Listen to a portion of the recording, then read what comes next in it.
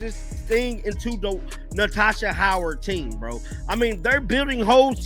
Hailing from just a few states over, she's as Midwestern as they come, fueled by Cheez-Its and swigs, a Scrabble queen, a concert junkie at Ruoff, and a self-proclaimed menace on the golf course at Crooked Stick. She's every referee's favorite headache, and she strolls into every arena dressed like a Fortune 500 CEO because she is the boss. But this time, Caitlin Clark didn't come for a game. She came for the microphone. She came to speak. The moment she walked into that All-Star Weekend stage. Live on Sue Bird's A Touch More podcast, the temperature in the room shifted. This wasn't just another Q&A. This was Caitlin Clark stepping into the Lion's Den and doing it with a smirk in her boldest, rawest, most unfiltered interview to date. Caitlin didn't just talk. She told us what it's like to be the face of a league and the subject of national scrutiny. She broke down the rumors, laughed in the face of memes, dropped subtle jabs at coaching decisions, and reminded the world that her rise to stardom wasn't accidental. She's the result of talent, timing, and tenacity. And if you thought you knew the WNBA's biggest name already, this conversation blew that door wide open. Because this wasn't the media trained. I guess it just depends how I feel and how the game goes and, what the team needs as well. Press conference version of Clark. This was the locker room version, the one her teammates know. The one her fans adore. The one the league desperately needs to embrace. The irony, she wasn't even playing. Caitlin Clark had to sit out the All-Star game itself, yet her absence on the court only magnified her presence off of it. From massive Nike billboards lighting up Indianapolis to back-to-back appearances and fan interactions, she was the centerpiece of the entire weekend. The league may have billed the event as a celebration of all stars, but let's be honest, this was Clark's party. The city showed up because she did. Fans flooded the stands because of her name. Caitlin, in turn, did everything but suit up, engaging with fans, lifting up the event organizers, and making it clear that if this was her city for the weekend, she was going to show up for it like a true professional. Her appreciation wasn't performative. All the girls from across the league just being in that room together. Caitlin spoke with admiration for the tireless teams who turned the event into a spectacle. From logistical crews to behind-the-scenes planners who'd never get a moment in the spotlight. She made sure to give them theirs. "You wouldn't want it any other way," she said, eyes bright with sincerity. It wasn't just her name on the banners, it was her pride in every element of the event that made her. Ownership of the weekend so undeniable, but beneath the glitz. In gratitude, Caitlin peeled back the curtain on what it really means to live under the magnifying glass. She dove into the unreality of social media, calling it a warped funhouse mirror that distorts everything you say, everything you do. But when she steps into an arena and sees the rows of little kids, wide-eyed and clutching homemade signs, that's when she remembers why all of it matters. That's where the real... I think the Wooden Award is just so first class in everything that they do, but also, it embodies the world is. Not in viral tweets, but in quiet inspiration. Not in comment sections, but in actual sections. Row 9, seat 3. Where a little girl stares up at her like she's a superhero. And while the world may see the fired up, stone cold killer draining logo threes, her teammates see something else entirely. They see the locker room clown, the goofball, the one cracking jokes in the group chat. It's a comic relief after a hard practice.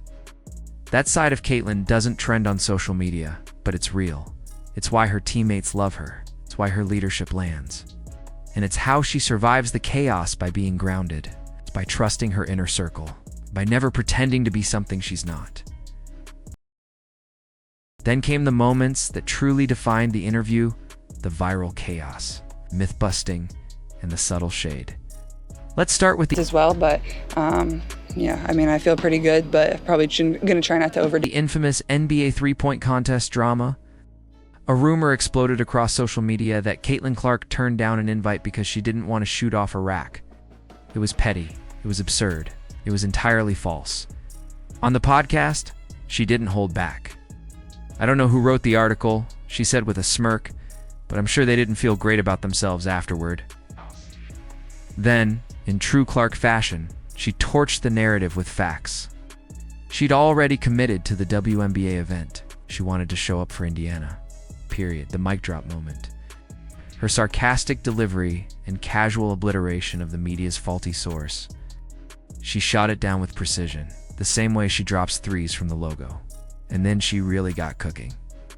Talking about her now iconic Liberty game, Clark revealed what it feels like to be in the zone. 2 back-to-back threes.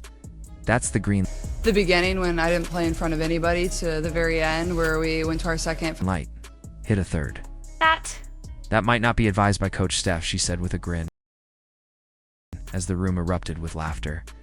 It was light, it was playful, but it was also a glimpse into her confidence, into the mindset of a killer, into the fearless audacity that defines her as one of the greatest shooters in the sport today. She trusts herself more than any playbook. And in that moment, we saw why. She recounted another moment one that lit up the league. A shot over Breena Stewart, the kind that barely clears the fingertips of an 8-foot wingspan. I don't even know how it went in, she laughed. Stewie laughed too. 2 of the league's best, sharing a surreal moment of disbelief and respect. These are the flashes that make Caitlin Clark different, not just what she does, but how she does it. Fearlessly, joyfully, with no apologies. The interview didn't just give us elite basketball insight, it gave us Rest and make a decision for myself, which is at times can be hard to do. And butter sculptures. Yes, butter. Only in Iowa could a phenom be immortalized in dairy form, positioned next to a legendary butter cow at the state fair. That's me, made out of butter, she laughed, eyes twinkling. It was silly. It was weird. But it was also perfect. Because Caitlin isn't just the game's next icon. She's a walking contradiction of intensity and whimsy, fierce and funny. A stone-cold shooter with a deep love for white Nike cleats and fairground traditions. And then came the viral whisper. If you were on the internet in early January, you saw it. Caitlin Clark, courtside at a Chiefs playoff game, whispering something into Taylor Swift's ear. For days, speculation swirled. Was she recruiting her? To the WNBA? Dropping secrets? Plotting world domination? A true road environment, so gotta give them a lot of credit. I think they've played really. The truth, as always, was more mundane and more delightful. I was just explaining why they threw a flag, she said, with the humble smile of someone who genuinely loves the game. A lifelong Chiefs fan, Clark was geeking out just like the rest of us. Only difference? Gotta explain penalty calls to Taylor Swift. That's her life now. Later, they discussed her viral face-off with Atlanta's Ryan Howard. Freeze-framed mid-glare, her expression was unintentionally hilarious and immediately memed. Caitlin laughed right along with everyone else. My ponytail wasn't even fixed, she joked. But she didn't back down. Not in the moment. Not now, I said. I'm not scared of you. And I wasn't. It's that blend of swagger and self-deprecating charm that makes her impossible to ignore. And just when you thought you'd seen all the layers. She shared a story from high school. A grainy soccer photo stretch, this is a big game for us. I think we've struggled in the fact that captured her charging a rival team's goalie, cleats up, reckless and wild. Balls to the wall, she grinned. No hesitation, no fear. It wasn't a game-winning goal. It was a statement of who she's always been. Someone who never backs down from a challenge. Someone who, from soccer fields to WNBA courts, only knows one gear, full throttle. From deep threes to deep dives, Caitlin Clark gave us everything in this interview. She shattered rumors, embraced her flaws, celebrated her roots, and flexed the very instincts that made her a legend in the making. She's not just dominating the conversation in women's basketball, she is the conversation. And if this weekend proved anything, it's that we've only scratched the surface of Caitlin Clark's story. So if you felt the power of her words, the honesty of her spirit, or the fire in her presence, drop a comment below and show some love with CC Superstar.